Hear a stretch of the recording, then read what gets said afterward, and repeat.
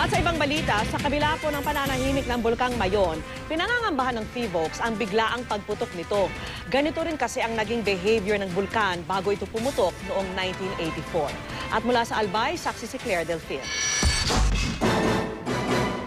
Ang behavior ngayon ng Mayon, maihahalin tulad daw sa galaw nito bago ito pumutok noong Setyembre 1984. Ilang araw munang nanahimik bago naglabas ng galit.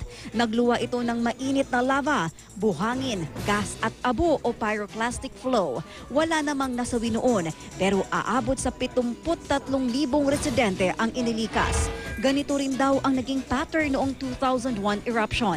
Bagamat nasa alert level 3, tahimik sa ngayon ang Bulkang Mayon. Sa nakalipas na 24 oras, 4 na rockfalls lang ang naitala. Mahina rin ang puting steam plumes na lumalabas mula sa bunganga ng bulkan.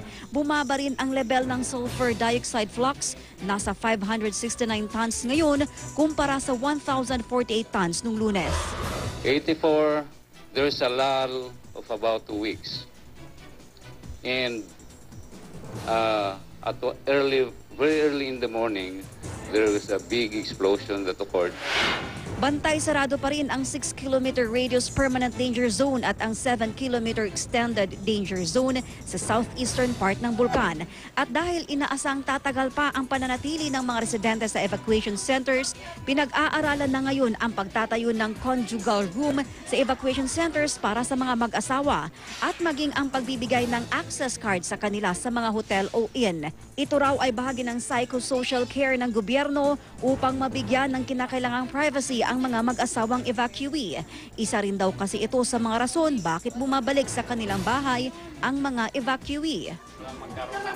Privacy naman. Hindi naman pwede dito kasi maraming tao. Ayaw. Ah, talaga? So, tiis na lang? Kaysa masundan yung bata.